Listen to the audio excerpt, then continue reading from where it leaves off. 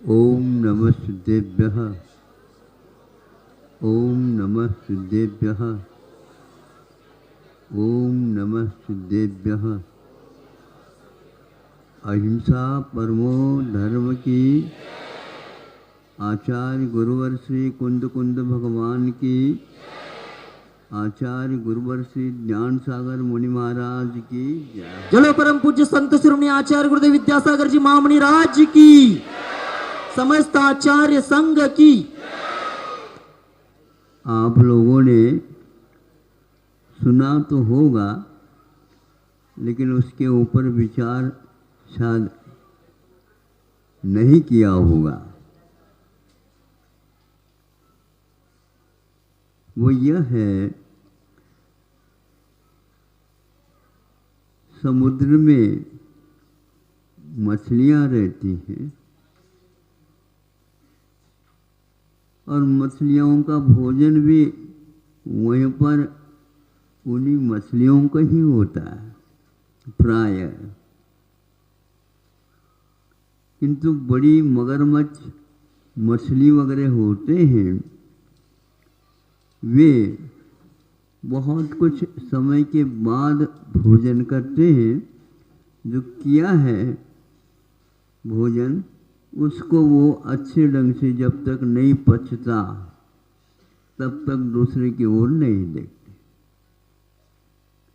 ये तो हुआ वो बड़ी मछली की बात, किंतु एक छोटी मछली भी रहती है जो वो मछलियों को खा नहीं सकती, इतनी छोटी रहती है।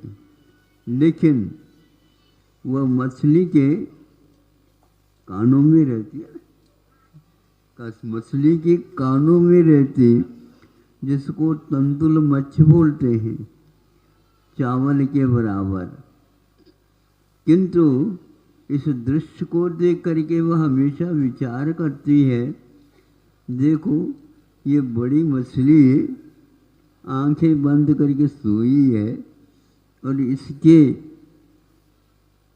मुख में कई हजारों मछलियां प्रवेश करती हैं और बाहर आती हैं और ऊपर ये भीतर जाती आती रहती है। ये तो पागल है। इसके स्थान पर यदि मैं बड़ी मछली होती, सुन रहे हो, तो एक को भी नहीं छोड़ती। अब बताओ, जिसने कुछ भी खाई नहीं वह भी, और जो खाती है वह भी नरक गति में जाते हैं। किंतु सप्तम पृथ्वी में जाकर के जब दोनों पंचेंद्रिय हो जाते हैं, उस समय उन्हें जाते स्मरणाधिक हो जाते हैं। अब वहां पर जाने के उपरांत वह सोचती है, दोबारा हमें इस प्रकार का कार्य नहीं करना चाहिए। और नार के जीव ही ऐसे होते हैं जो मरना चाहते हैं, बाकी सभी गति के जीव और जीना चाहते हैं, क्योंकि यहाँ पर विषयों का भरमार है।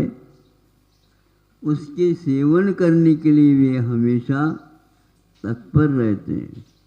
क्योंकि वहाँ पर पंचेंद्र के विषय मिलते नहीं, यदि मिलते हैं सारे के सारे प्रतिकूल ही मिलते हैं।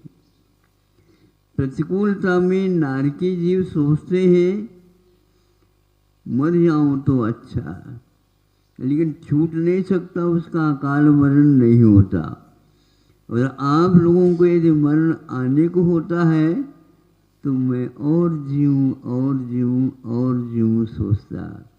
यह जीवन मरण का खेल किसके ऊपर चल रहा है? आपने जो अतीत में भाव किए हैं उसके अनुसार गति का बंध हो गया है। गति का बंध होने के उपरांत, आयु का बंध होने के उपरांत उसका किसी भी प्रकार से समापन नहीं हो सकता जब तक वह पूर्ण नहीं हो। सोच लीजिए, विचार कर लीजिए। इसी प्रकार स्वर्गों में भी होता है। स्वर्गों में भी कल नहीं परसों बताया था। अब नरकों में एक प्रकार से हो गया, तो देवों में भी ये स्थिति है। बहुत लंबी आयु तक रह करके भी वे आत्मा के स्वभाव के बारे में न सोचकर वहाँ पर विषयों में ही रमते रहते। एक को विषय नहीं मिलते, इसलिए मरण की इच्छा कर रहा है। और ऊपर वाले अभी छूटे नहीं तो अच्छा, अभी छूटने लग जाता है, उस समय वह रोता है। सुन रहे हो?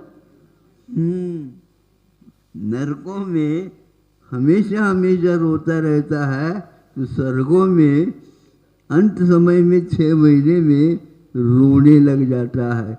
ये सारा वैभव हमारा छूट रहा है। सारा का सारा परिवार, वहाँ पर परिवार नहीं रहते हुए भी आगे पीछे के भवों में तो होने वाले या हो गए हैं, उनके बारे में सोचता रहता है। वैचित्र यह कर्मों का है। वैचित्र उस आयु का है जो उस क्षेत्र में जा करके उसको छोड़ देता है जहाँ से आने में देरी है, लेकिन जब पक्की हो जाती है बात तो कुछ भी अच्छा नहीं लगता। ये कुछ भी अच्छा नहीं लगना ज्ञान की दशा में होना चाहिए, तो वह कर्म की निर्जरा के लिए कारण होता है। किंतु ज्ञान के नहीं, अज्ञान के कारण हम उसको और बनाए रखना चाहते हैं। इसको आप भूल जाओ। किसी को रोग से मरण होता है, किसी को कोई रोग नहीं था फिर भी मरण करना पड़ता है। बड़े बड़े महान पुरुष हुए हैं, दीर्घ संगन का उदय रहता है और उनको कभी रोग प्राय करके नहीं होते, लेकिन फिर भी वे लोगों का अकाल मरण भी होता है। भावों में एक ऐसा चक्र रहता है जिनके कारण दीर्घ संगन होते हुए भी यूं ही मरण को प्राप्त हो जाता है। मरण और जीवन के बारे में इस रहस्य को जो व्यक्ति जानता है, वह सुख के कारण और दुख के कारणों में भी अपने ज्ञान का उपयोग करके और उसके ऊपर विश्वास करता हुआ, एक खेल है। ये खेल कब तक चलता रहेगा? जब तक आप उसको खेलेंगे नहीं है तो अपने आप ही बंद होता है।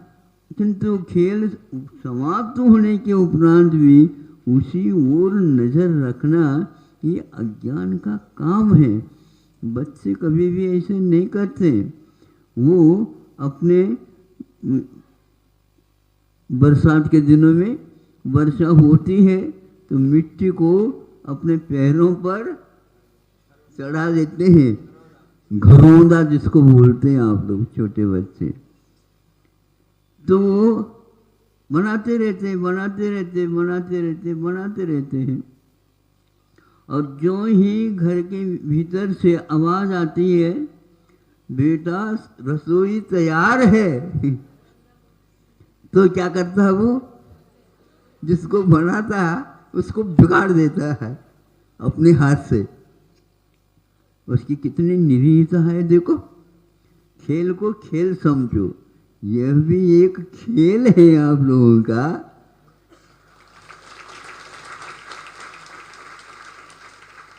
है क्या नहीं खेल? लेकिन इसको कोई खेल समझता ही नहीं। रोते हुए बैठ जाते हैं, जाने वाला भी और जिसका जाने वाला है वह भी। ये जा रहे हैं, ये जा रहे हैं, ये जा रहे हैं।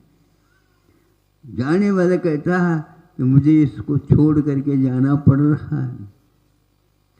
इस प्रकार आप लोगों की कितने बार जन्म हुए और कितनी बार मरण हुए, इसकी गिनती भगवान भी नहीं कर सकते।